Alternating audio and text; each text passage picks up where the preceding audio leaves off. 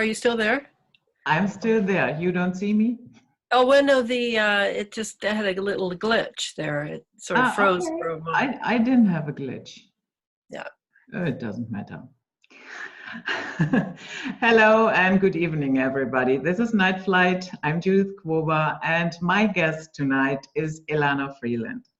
Elana Freeland is a writer, a public speaker, a researcher into deep state issues, including MKUltra, ritual abuse, and invasive electromagnetic weapons. There's a lot more to be said about Elana and her biography, but we leave it at this for right now. Elana, welcome to Night Flight. Thank you for having me. Elana, what sparked you to go into this field of weather warfare, weather modification, and everything that is connected with it?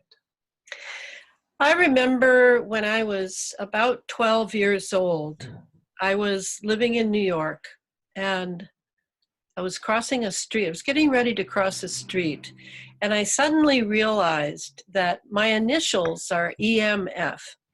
And at that point, I said to myself, oh, electromagnetic frequency, electromagnetic force. Well, that's funny that my initials are the same as that. And now here I am. I'm deep in electromagnetics, which is really what geoengineering is about. It's electrochemistry and bioengineering and electromagnetics. When I was writing some other books of my own, Sub Rosa America, I had files on just about everything you can think of, because I was I was studying the American government, and because years ago I had tea with President Kennedy in the Rose Garden, and his death had a huge impact on me, as it did my entire generation. We were coming of age, which is a very sensitive, vulnerable time. And we had the assassinations of our three heroes, John Kennedy, Martin Luther King, and Robert Kennedy Jr., Robert Kennedy. So for me, everything in life has been political. We all knew that the CIA had been involved in the assassinations, but we were young, and we had to make our mark in the world the same as everyone else. We're the largest generation in history. And so by the time I came back from England, where I lived for a few years, and moved back to Santa Fe, New Mexico, where I had gone to graduate school and gotten a degree in historiography, I met someone who turned out to be destiny's call, you might say. I met the independent scientist Clifford Carnicom. And we, friends, and I and his wife and Clifford, we all had breakfast together every few weeks. And Clifford and I would always end up with our heads together going over what he had found. This would have been the early 2000s, mid-2000s. What he had found in the precipitation that he'd collected, the snow, the rain, the dew, and also in his HEPA filter that he and Carol had on their trailer. And this would be in the wake of high-flying jets, commercial, military, both, and the trail that they had left behind them. Clifford knew, he'd been a scientist before for the Department of Defense and the Bureau of Land Management, and had then taken his own way. But he knew that those were not contrails. Those were not condensation trails. So he was interested to see what was coming out of the backs of those jets. He had some equipment. He was very innovative of what he lacked in the very, very high-priced, electronic microscopes and things. He was able to jerry-rigged together in order to do his research. And what he discovered was a big shock, and it was fibers. It was filaments falling from the sky that were partially organic. He also found heavy metals, very tiny particles, couldn't see them because he lacked the equipment, but knew they were there. The heavy metals that we're all breathing in now, he had seen those in the mid to late 90s. He isolated the fibers and began to experiment on them, putting them in petri dishes and then adding some sort of environment for them to either grow in, reproduce, die, whatever happened. And he, that's where it began. And he was to my knowledge, he was the only one doing that back that early. So he was the one that got me started in this. I found the fibers in my own body through what he calls the red wine test, where you clean your mouth and then slosh the red wine and spit it into a clean dish. And then you will see probably fibers. And now we call this particular pathogen Morgellons. Clifford had renamed it the cross-domain bacteria because he found that it had all three departments of nature in it. He recognized that it had been genetically engineered, and he set to work dissecting it with various solvents, various methods, because it was very tiny. And I gave him my saliva. There were fibers in it. I gave him my blood, and we put the slide of my blood and about 20 other people's slide under the microscope, and there was a pathogen, a creature, sticking its head into my red blood cells and sucking the iron out of it. So this was definitely got my attention, and that's really where I started. At that time, I did not at all know that the chemtrails, as they're called, the chemical trails, and the ionospheric heater up in Gakona, Alaska were connected. I had read a book called, the 1995 book by Nick Begich and Jean Manning called Angels Don't Play This Harp. And so I was familiar with the harp, but I did not understand the relationship between the trails from the jets and the ionospheric heaters. So when I left New Mexico and returned to the Pacific Northwest, where I am now, and I was asked by a publisher for whom I'd done some work while I was in England, he asked me if I thought I could write a book on chemtrails. So I said, sure, I can, because I now had a feel for it. I didn't just have a file for it. I had a feel for it because of Clifford. So I wrote a Chemtrails Harp and the Full Spectrum Dominance of Planet Earth. It was published in 2014. And then from the research I had done for that, and then the internet that I got involved with, Facebook, and began to meet people who were tracking the same thing, maybe a different aspect of it.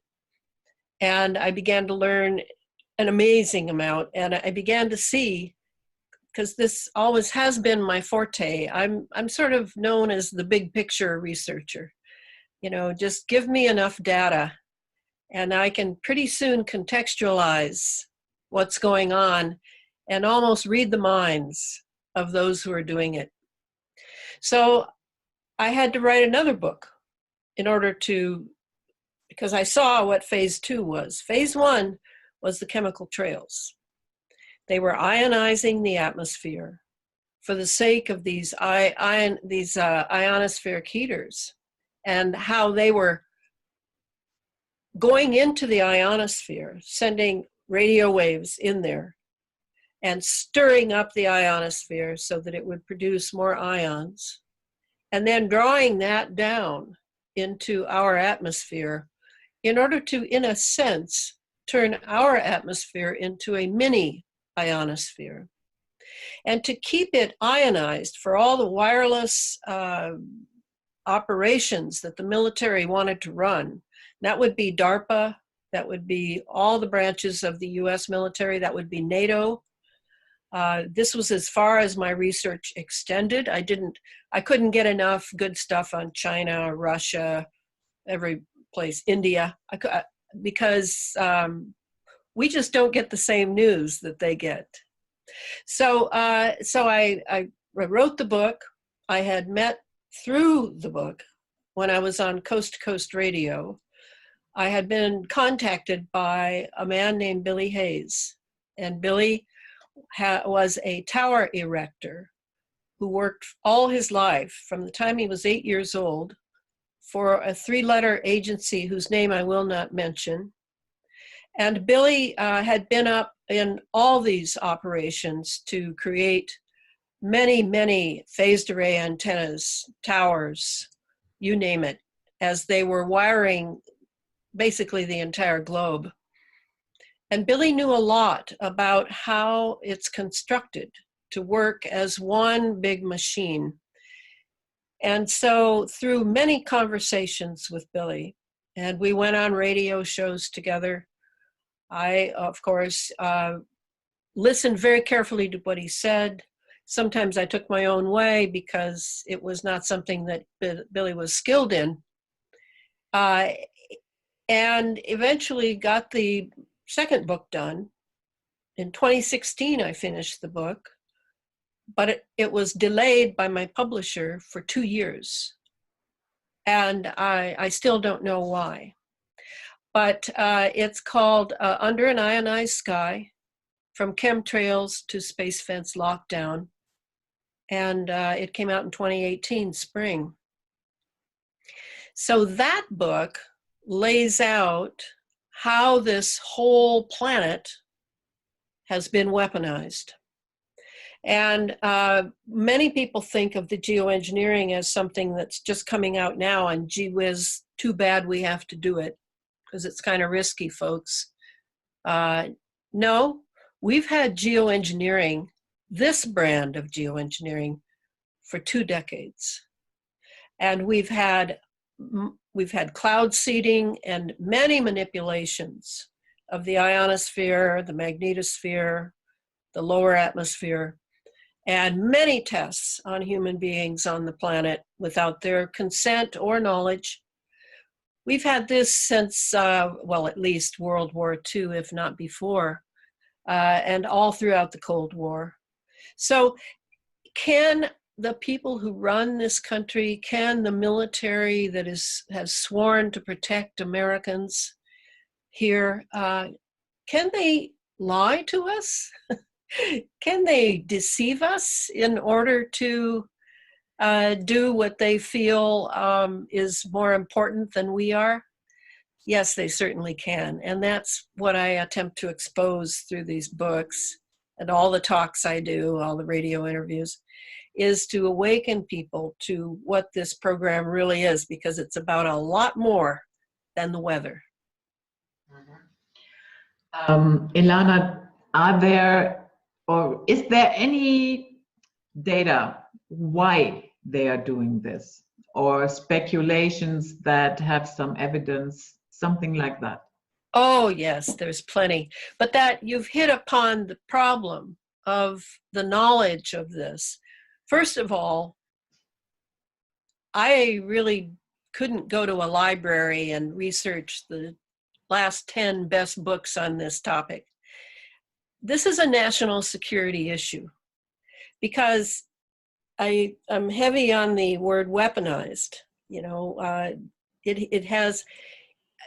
it's a brilliant idea that they've had for a long time to use the environment, to weaponize the environment for full spectrum dominance. And that's a military term. The doctrine of full spectrum dominance means absolute control over the environment and all who live within it.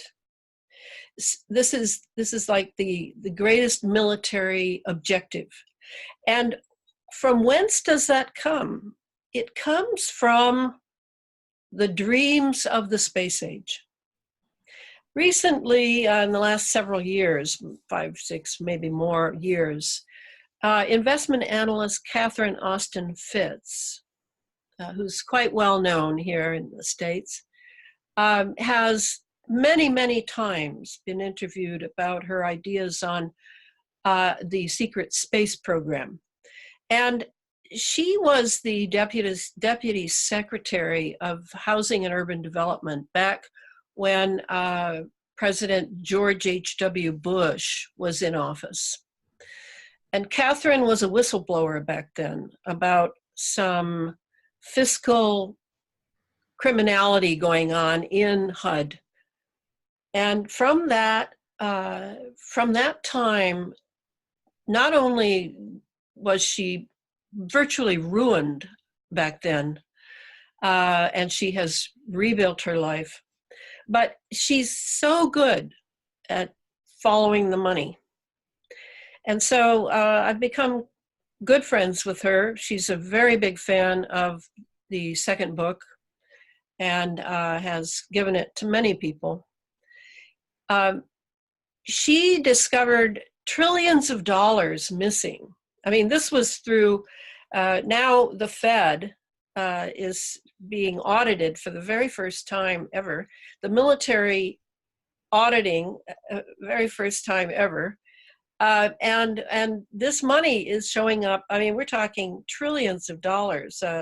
The lowest amount I've heard is 21 trillion. So where did this money go? And Catherine posits that it went into the secret space program. She came at that from a fiscal angle. I came at it, at that time I didn't really know her or wasn't paying very close attention to what she was saying and doing. I came at it from another angle. And what I saw revealed through the patents and the papers and a lot of military documentation, all in open source, all on the internet. This is not something where I had to go kill someone to get information, or I had to wait for a whistleblower to tell me. It's so much of what I write about is on the web, if you know how to find it, and if you know what you found and how to interpret it when you do find it. Now, these are two big ifs. And this is where most people fall prey to the lies that are spread by mainstream media, scientists who've been bought off, like Michio Kaku. You take the expertise because they have the magic letters by their name, or they're a whistleblower, or whatever. Whereas the way I look at it is I just read a lot, and then I begin to see the connections, and then I can see how it's put together. And that's kind of how I came to the idea that this is all about the space age, and the reason they need full spectrum dominance over planet Earth is they're on a mission, not necessarily to Mars yet, but their mission is space and domination, first of our planetary system, our solar system, and then who knows where. So first they have to dominate this planet. And they were not able to do it before with the programs they had running back in the Reagan, Bush, Cheney era of the 80s. They couldn't do it because the atmosphere would not maintain enough operations.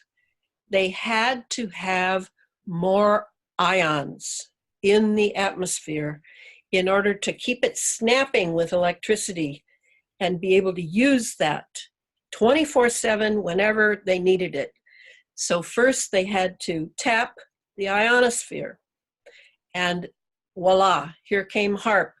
More power than any ionospheric heater ever before.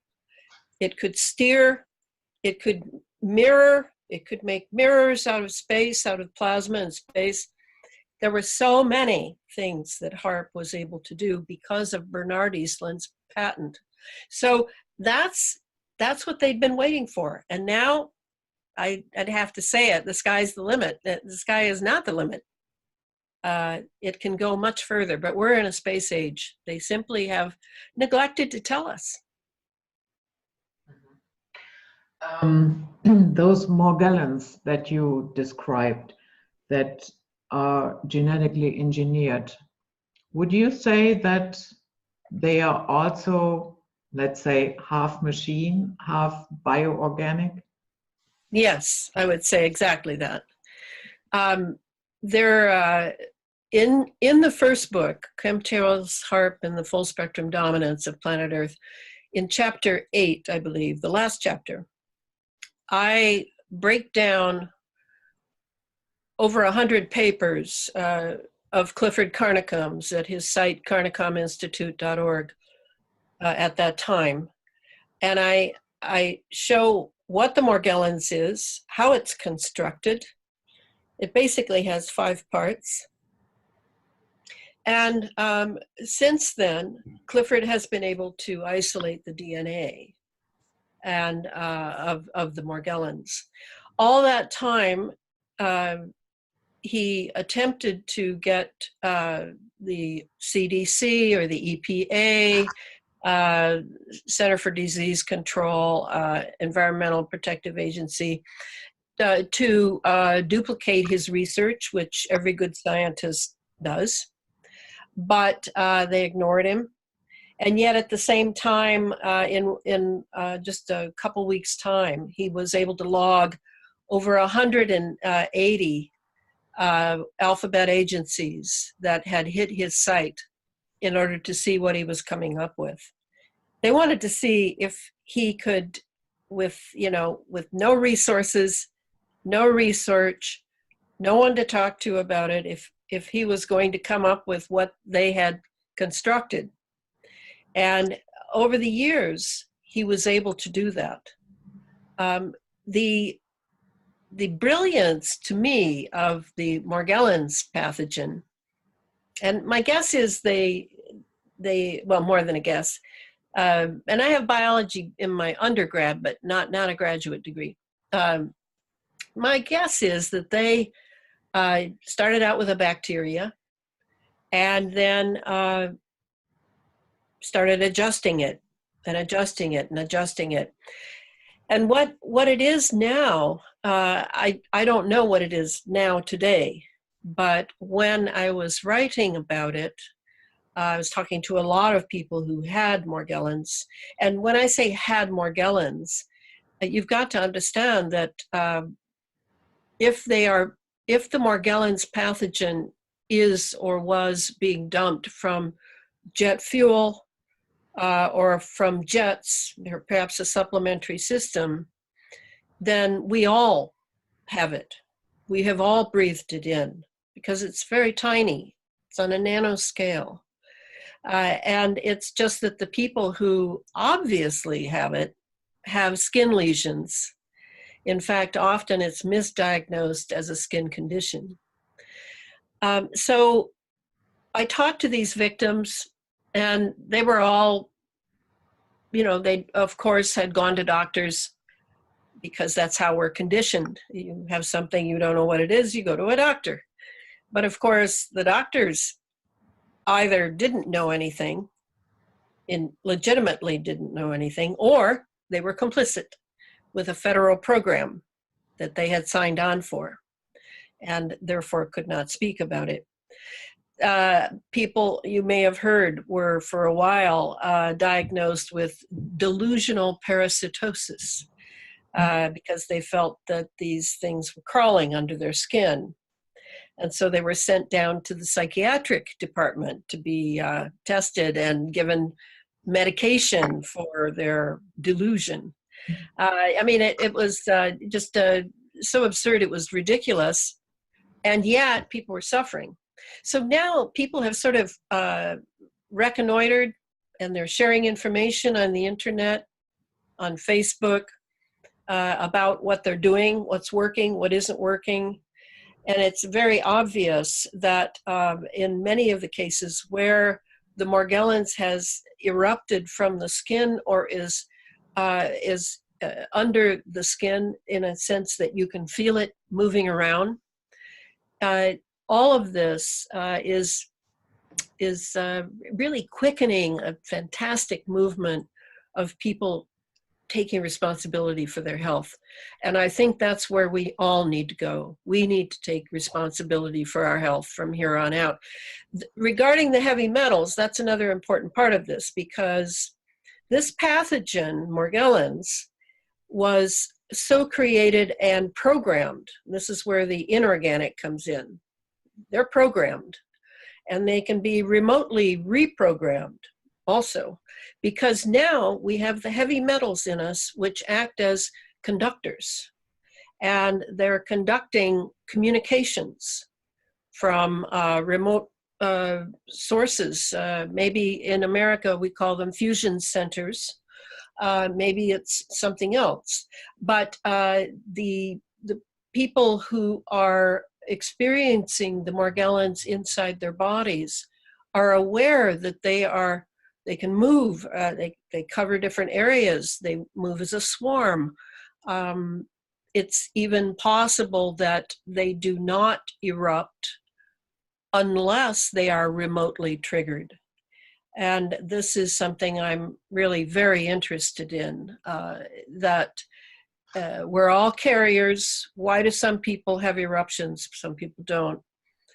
Well, it could be that they are remotely triggering various populations and individuals according to their genetics, according to their blood type, according to their bloodline, according to their geographic magnetic area. There are many, many possibilities, but it appears that the fact that it is programmed gives them the license to control it remotely. That would be my guess.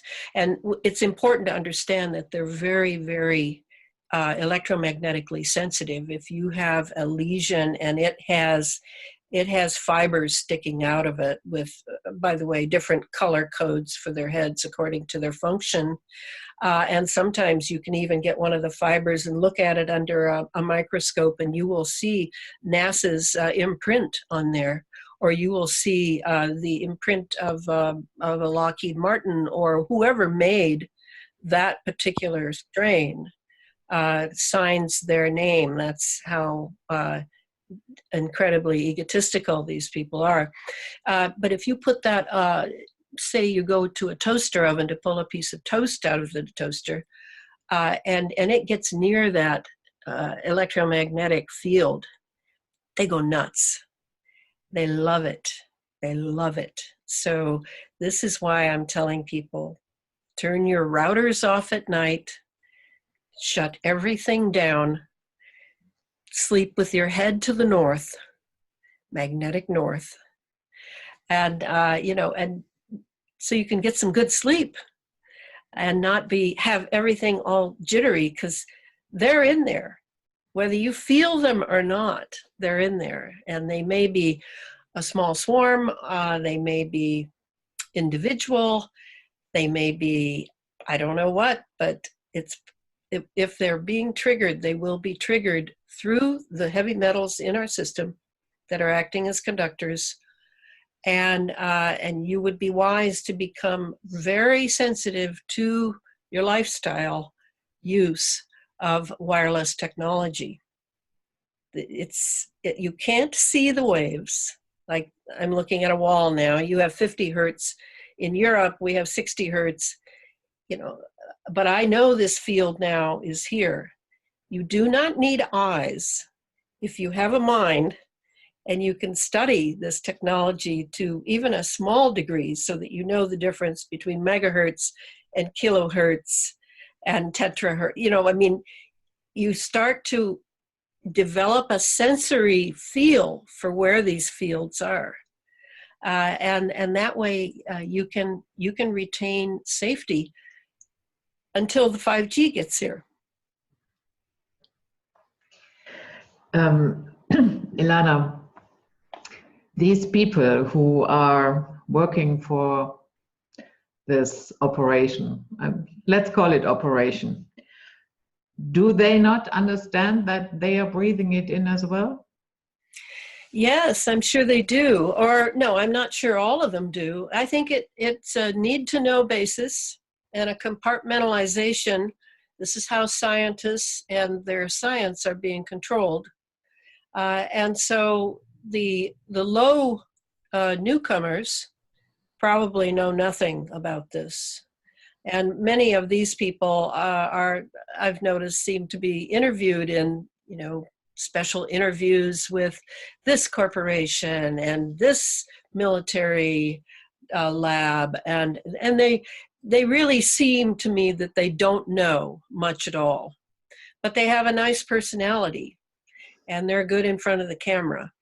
But others know full well, and that's why I say that might be one of the perks, as we call it in America, one of the benefits of being an insider and agreeing to all the terms and signing the non-disclosure agreements, is that you are promised that you will be given the antidotes, that your children will be all right.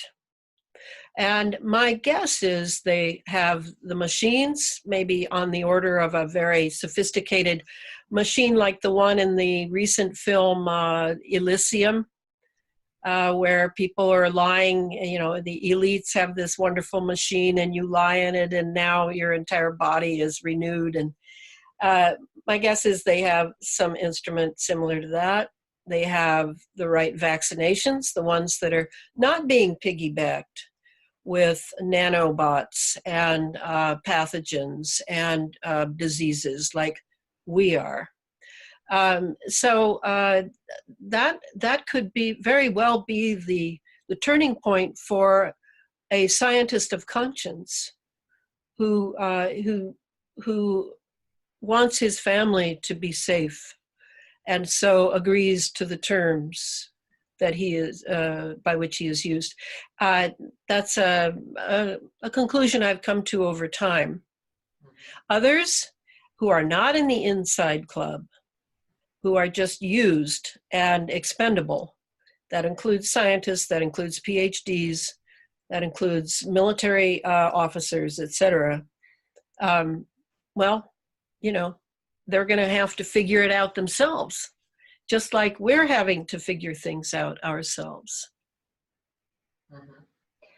You already touched a little bit on 5G. I know that you don't have a cell phone. I don't have one either. And you don't have a TV. I don't have a TV. That's right. So, but I guess with 5G, that accelerates everything once more. And the 5G is very problematical, and at this point, I would consider it, and I believe I mentioned it as such in the most recent book, Under an Ionized Sky, that the 5G with its millimeter waves technology is, and its amazing tiny phased array antennas, is the linchpin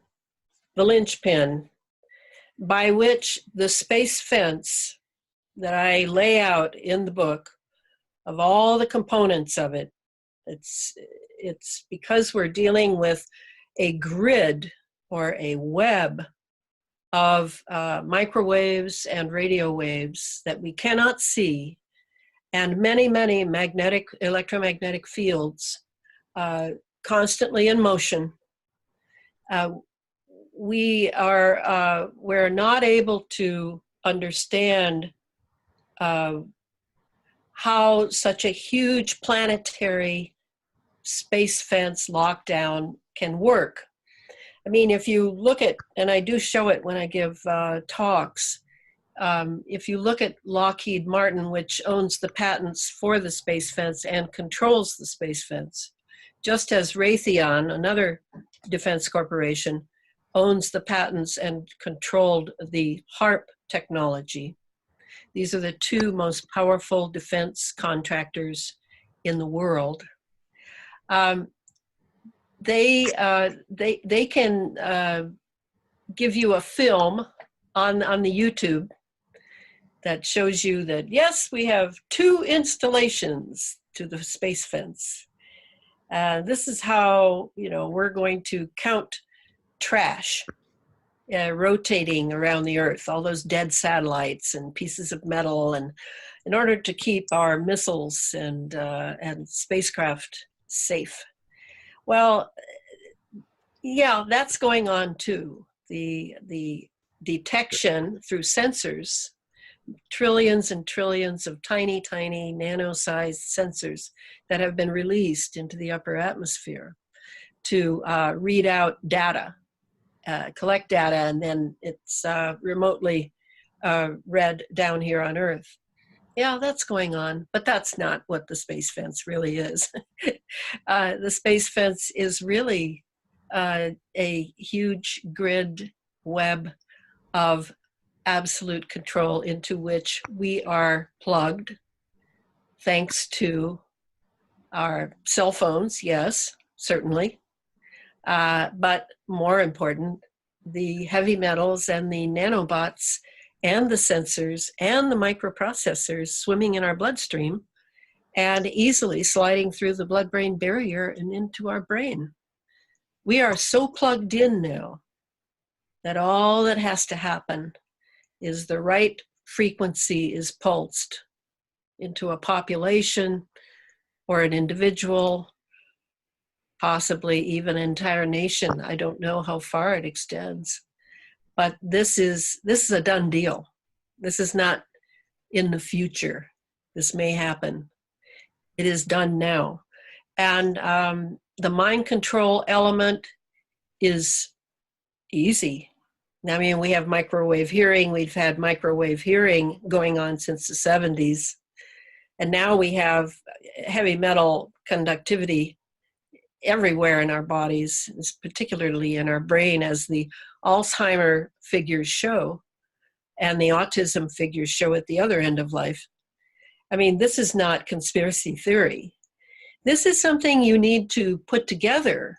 Yes, you have to be able to put this together because, like I often refer to the story of Isis and Osiris, the Egyptian myth in which Osiris is killed by his brother Set, and then his pieces are scattered all over the Egyptian delta.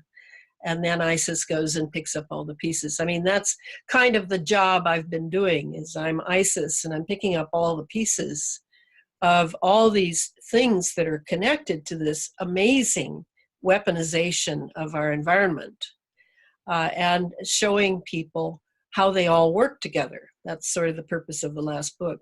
This next book that I am now writing is about synthetic biology and how the synthetic biology follows directly from what we have breathed in and are continuing to breathe in every day. And this has to do with the transhumanism that they want to achieve. They tell us it's to enhance human beings for being so vulnerable and insufficient in strength, and gee whiz, we need to sleep every 16 hours and all these limitations. But it's not about that. It's about control over the human being and the alteration of the human being. If indeed any of these people who are pursuing singularity and transhumanism believe in any type of deity or any type of divine world from which the human being comes and to which the human being returns, that part of them must be anesthetized by all of the perks that they get from being an insider, because this program leading us, forcing us with is sort of like an infantile need that human beings always have to be amused and to have new toys and new technology and new fun things, and oh, aren't we wonderful? With no more thought about why we would be, yes, okay, profit, yeah, that goes so far. Greed, that only goes so far too. But what is it really behind all this that are really going to transform us? And the 5G is the linchpin for this beginning of the transformation. In fact, you know, that would be maybe what they are reciting as their little mantra as each 5G goes into various areas, is thus the transformation begins. Because it's with the millimeter wave, and then you have all these 20,000 satellites that Elon Musk is taking up. That's not counting others. I mean, what, does everybody think that his X rockets are the only private rockets going spaceward? No, not at all. Hundreds and hundreds, thousands. This is a big money maker, if nothing else. But as they go up there, and then down here on the Earth, we have the space fence, terrestrial space fence. We're sort of sandwiched between the two. And this is where we will be absolutely ensnared. And me, no cell phone, right? You, no cell phone. But we will still be ensnared because it won't matter to them that we don't have a cell phone anymore. It won't matter that every house doesn't have a smart meter. It won't matter if you don't have a fancy 200 computers on a new car that can drive itself. Because you'll have the Internet of Things around you, because you're already addicted to so many energy-intensive devices. And the idea to have electric lights at night and to have heating come on when you press a button, we will be had by the Internet of Things, which the 5G will be in close contact with. That's kind of how this is going to work. And the millimeter waves will simply be so omnipresent around us. Now, I have recently learned that we were originally told it would be every 200 feet. Which would, I don't know how many meters that would be, but every 200 feet. Now I'm learning, no, they don't need to be that close. With the satellites beaming down to them, they can be much further apart, and everybody in between will be caught in the same frequencies that will then be pulsed. And it's the pulsing that finally gets us in our consciousness, because we are resonant beings. We resonate.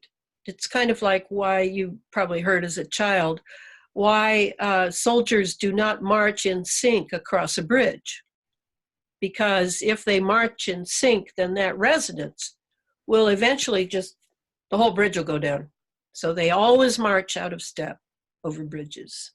It's that resonance that they can pulse to us that will make us go in sync with what they're demanding of us through the pulsing, because we are resonant beings.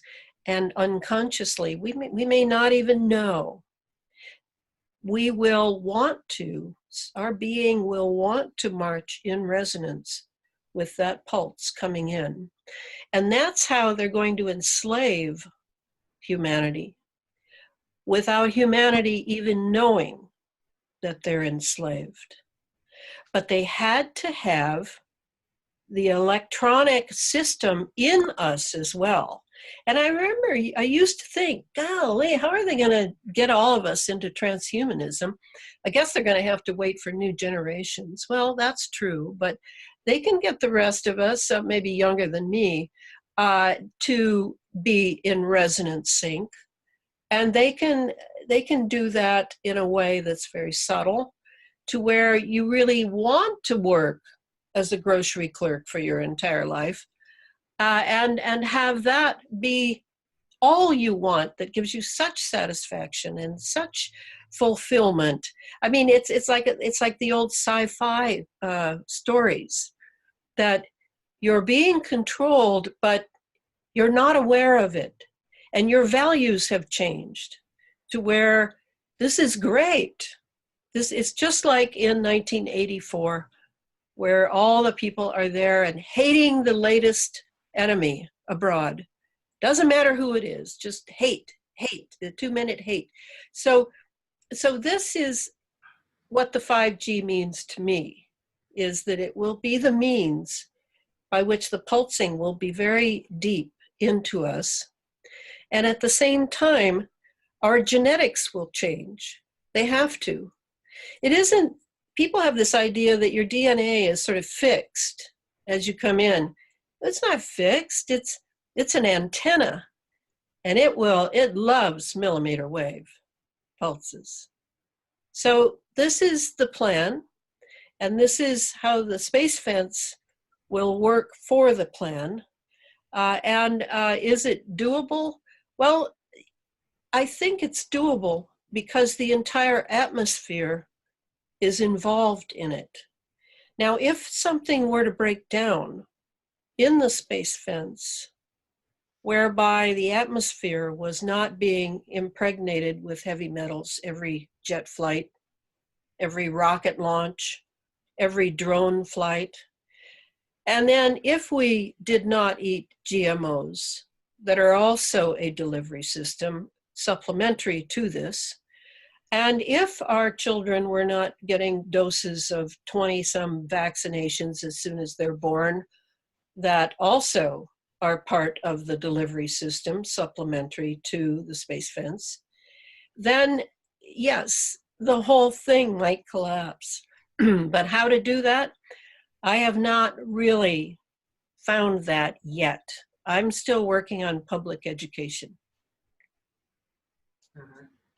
So in other words, what we are marching towards is a robotization of humanity.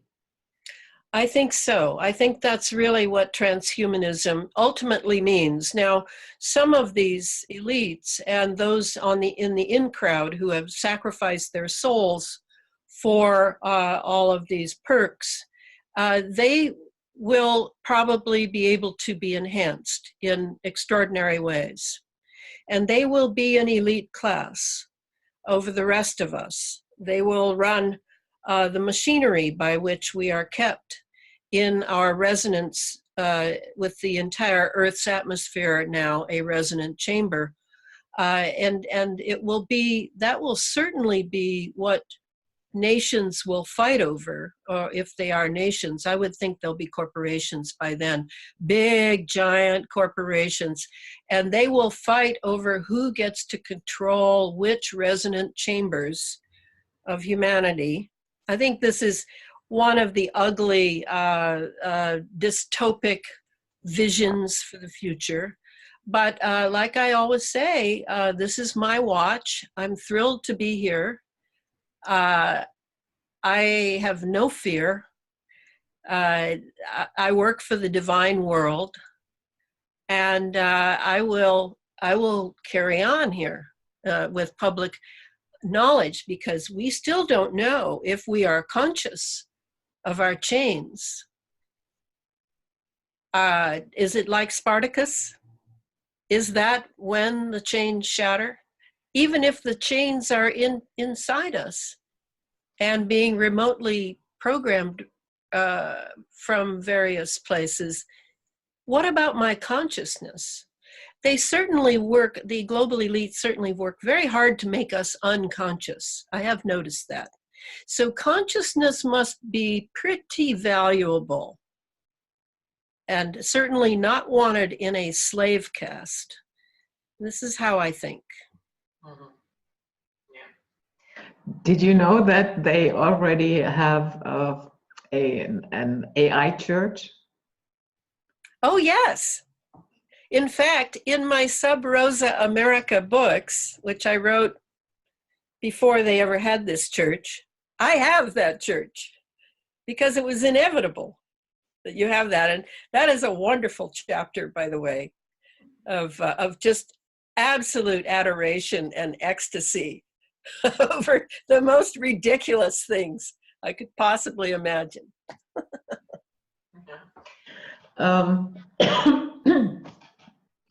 Why is there such an onslaught on our DNA? What is it, what they have with our DNA that they, the vaccines, the GMOs, the chemtrailing, now the 5G? Sometimes I'm sitting there and I'm thinking, what is it? Well, if I wanted to be a god on planet Earth that could actually create beings, there are two things I would study now that everything has been electrified.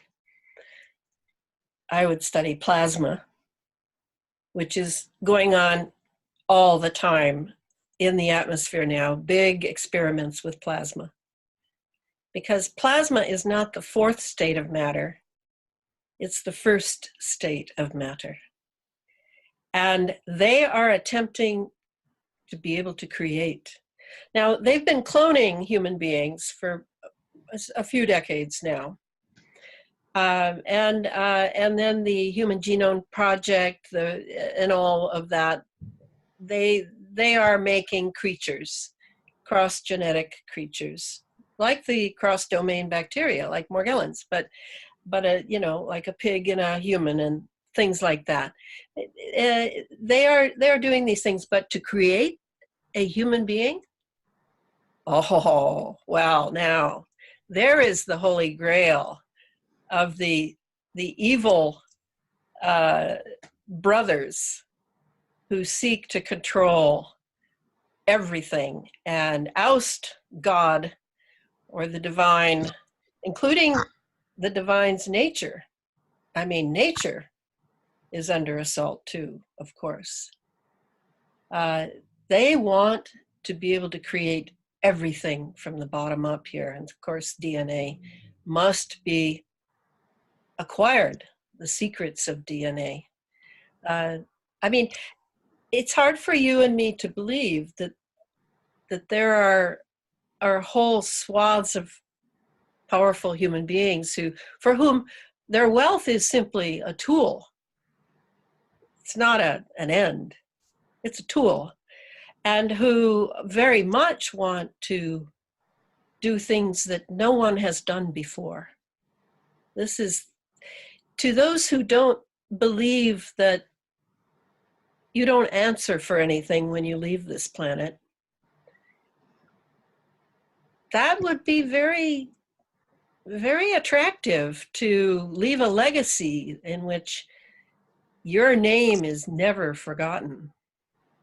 I mean, that's how, I've studied these global elites for, a few decades in order to see how they think and what makes them tick.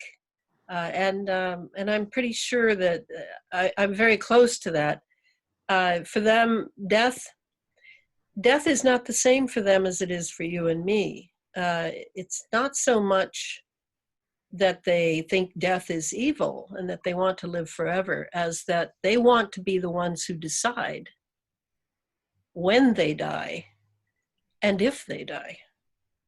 And that's because they know that on the other side of death is a great deal that one must be responsible to while here on the earth. They know that.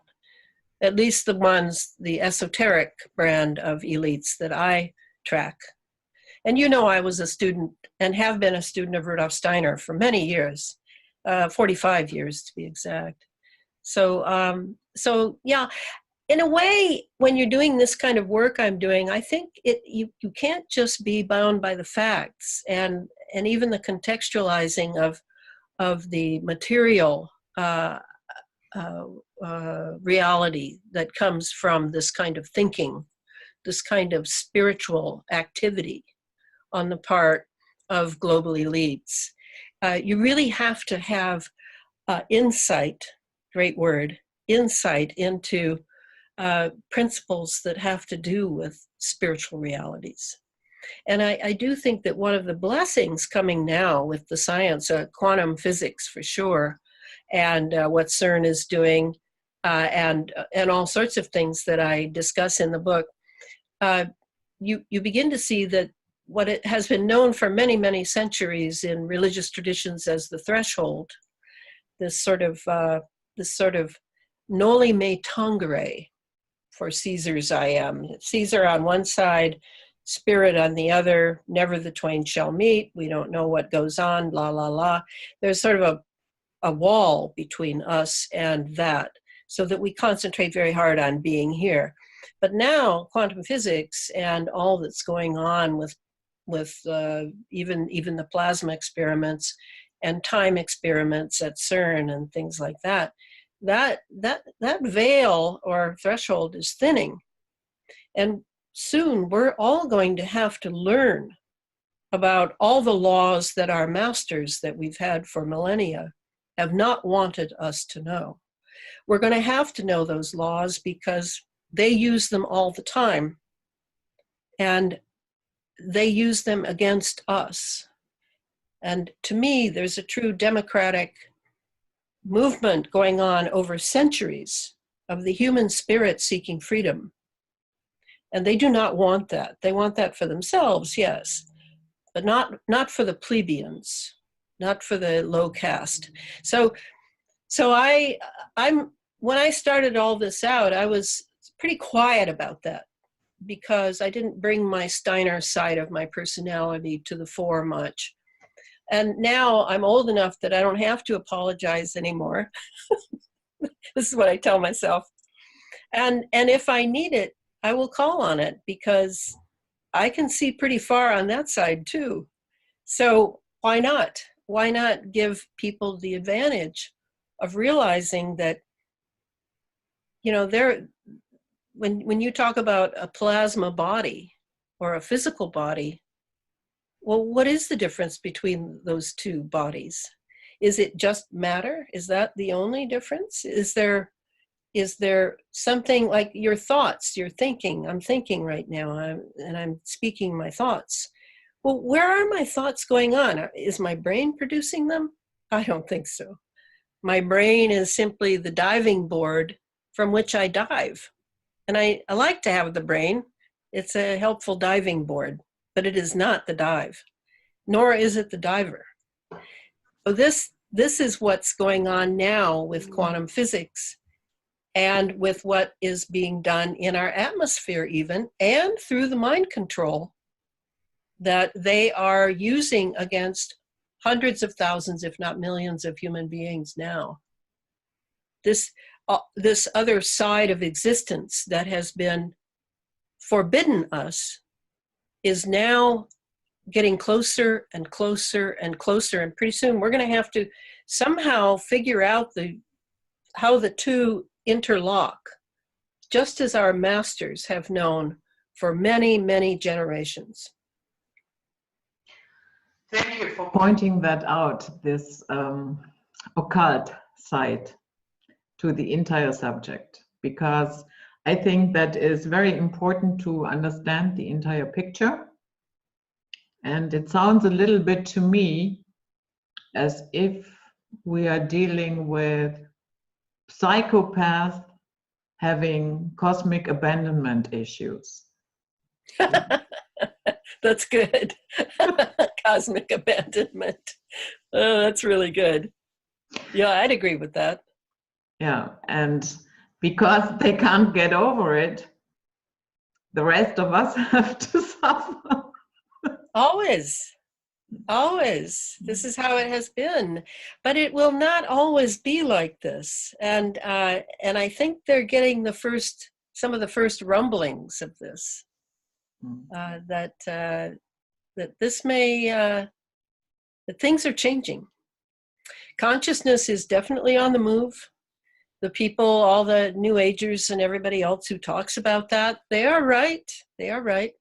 But I'm very cautious of getting too far off the field here. off the trail I'm on. And I stick pretty close to the science because I know that if I can understand the science, I can see what it has to do with that other side. And that's what this next book is going to do. It's going to be a bit of a departure from the previous two books. In the previous two books, I literally had to prove that this machinery was here, and this is how it works. And now with the synthetic biology, we enter a whole other dimension. It may sound physical, but you're talking about living beings. You're talking about changing their genetics and changing what they have been for millennia, changing their freedom to be who they are, changing the greatness of human vulnerability. That is not a deficit. That is a greatness. And they want to just eradicate all of these in the name of a sort of Hitlerian weakness. And we have got to prevent that redefining of some of the greatest qualities of humanity. And it's definitely why I work so hard. Yes, you do.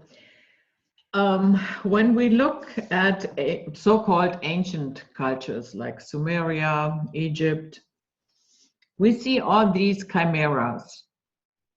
And I, for one, I think that some of these beings were actually walking around here, half human, half animal, whatever. Do you think in general that we have been here before at this juncture? At this level, at this technological brinkmanship? Oh, yes. Yeah, I'm definitely a cataclysmist, I suppose you call them. I believe we've had the rise and fall many times. And this technology certainly was spoken of in the Vedas. They spoke of the Vimana, of the flying saucers that we call them, the UFOs. They spoke of atomic fallout, nuclear fallout.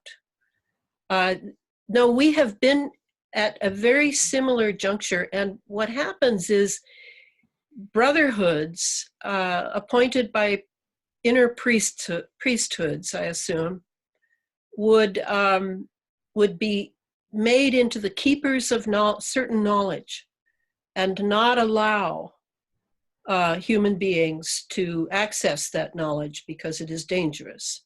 And then slowly over time, the priesthoods degenerate, people are paid off, and we have this knowledge abroad. Perhaps we have a few inventors like John Hutchison, James Clerk Maxwell, some really extraordinarily brilliant scientists who just on their own mentation stumble into this treasure chest of ideas. And in their innocence, in their naivete, they begin to talk about it, they begin to share it. And pretty soon here come the guys with the money and the power who've been waiting for a way into that treasure room and who then enter. And certainly Tesla was used very heavily in this way. So it's inevitable. And the question now is, will we have to pay heavily, or will the payment be spread out evenly? What will happen? I don't know that. I'm not a prophet, but I do know that that is exactly how it has worked. There are certain laws that have been rediscovered now, and it would have been nice if it could have waited another 1,000 years for our moral nature to catch up with such ingenuity and cleverness, but we don't have that option now.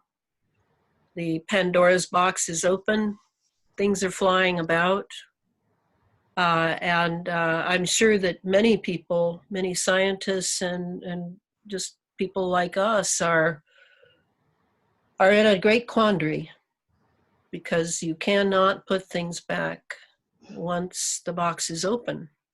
So now we're fumbling around trying to, first of all, figure out that that's where we are. Second of all, what can we do? What can we do in our personal lives? What can we do in our public lives? How can we batten down the hatches in case? What is life? What is death? What am I doing here? Why have I come here? How am I doing on why I came here? I mean, you know, this is a very, very existential moment.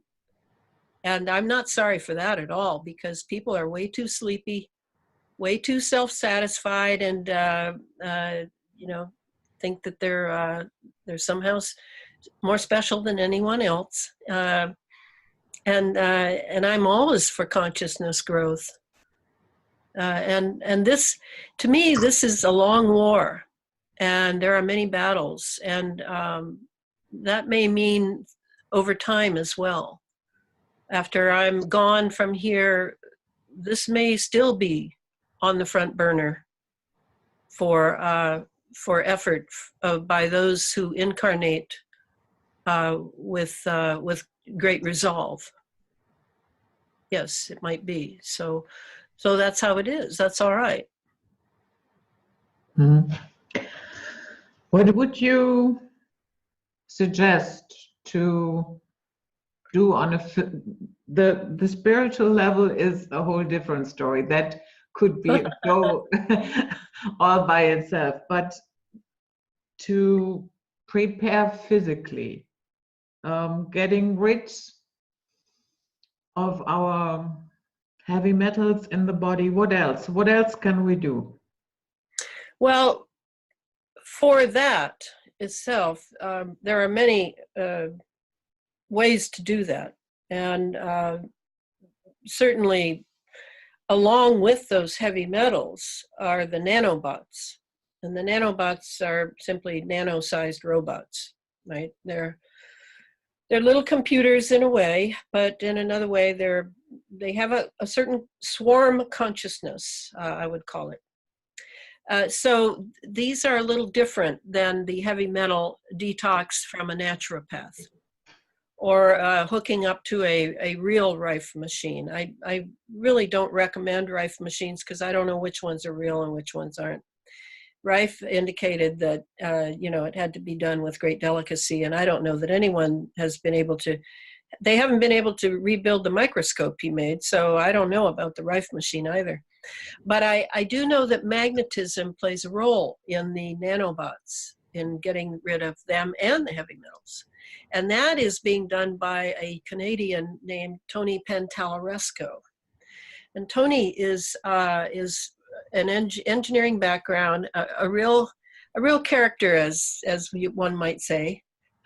I'm very fond of Tony, and he is experimenting with magnets and driving them out. I take the bath he recommends, which is an Epsom salt, sea salt, and boron bath, in order to, the boron being to peel back the polymer film that you have on your body that you're probably not even aware you have. Because to get them out, you've got to open that polymer encasing up and then get them to come out through the pores. So it's a bit more complex than just going to the naturopath, is what I'm saying. But however one does it, it must be done. That's number one, because tomorrow you're going to get up and you're going to breathe more in. There is no day off, to my knowledge, for breathing heavy metals. And then examining the lifestyle with less entitlement, that all these comforts and things we feel we deserve, maybe we need a few less. Maybe we need to choose a lifestyle in which we can stay awake, not to be, you know, freezing cold out in the snow, living homeless. But on the other hand, not to have every cute, cool device that you can possibly have, so that you can be responsible for your human tasks of protecting your own humanity your children's and grandchildren's humanity, your community's humanity, and humanity abroad, because humanity is endangered now, just as nature is endangered. What they want is a virtual world. And if you think they're being metaphoric, they're not. They want a virtual world, not cell-based, not human consciousness-based, not tree consciousness-based. They want an AI-run virtual world. So, and the younger generations, many of them have been already taken. They're already captive, having sat in front of the TV and been programmed from a very early age. So the lifestyle is really important. I talked about sleeping with the head to the north, about unplugging everything at night, just all very, you know, it sounds so mundane. And if you're educated and listening, you think that your mind should be used for greater things. Well, without a body, I don't know quite what kind of a mind you're going to have that you can enjoy. So let's take care of the body. I haven't been to a doctor since I was 13. I don't really trust doctors, but I discovered Chinese medicine when I was 19, and I studied it for 6 years, and I use Chinese medicine. So it really works, and I just have one bad habit, which is a wonderful deep cup of coffee in the morning. So, you know, that's the kind of thing. Have fun with choosing to limit yourself so that you can become strong and like a sword inside, like a, you know, in case you're ever needed for something quick and deep and dirty. That's kind of how I look at it. I'm a warrior myself. Yes, I do actually believe I'm a warrior. And I live like one. I don't live exactly like a Spartan, but I do live Spartan so that I can stay awake. And that, to me, as I'll repeat, consciousness may sound like a pretty flaky thing because of all the years of New Age programming we've had to listen to. But when you think about it, we don't really know what happens when the consciousness is in sync. And we're talking frequency here. When you meet someone and your consciousness is in sync, that frequency, you're on the same frequency band. And it feels good, doesn't it? It's like, wow, I've met a soul brother or sister or whatever, or maybe you call it in love, whatever. But that frequency of consciousness, if we have that, the strength that comes from that is tremendous. And we need that now. We need to really pay attention. We need to study the technology, not to the point of a PhD, but let me tell you, there is no PhD program in this country that is teaching half of what I'm talking about in the Space Fence book. You would have to go to the University of Göttingen, I've heard, is actually doing a lot of plasma physics, astrophysics along these lines, but not in the United States. There's nowhere. So it isn't a matter of being an expert. It isn't a matter of some cute letters by your name. It's a matter of trying to keep your mind concentrating, keep your memory flowing, that you can retain memories. These are things that people are always telling me who buy my book. Elana, I really want to read your book, but I just can't concentrate. And I read that paragraph over and over and over, and I just can't remember what you're saying. I can't, you know, my brain is on its way out. Yes, that is true. Heavy metals, surrounded by wireless, these are the things you need to look at and make decisions about so that you can keep your intelligence because you're going to need it. Yeah. Well said. I said for years and years and years, at the end of the day, the real game changer is consciousness. Yes, it is. Yeah. And with that said, Elana, I thank you very much for coming on tonight. I know it's not night for you. And I hope you come back. Yes, well, thank you. This has been wonderful. And so we hope you enjoyed this conversation and Elana's insights. This was Night Flight for today. And we say goodbye until next time. Bye-bye.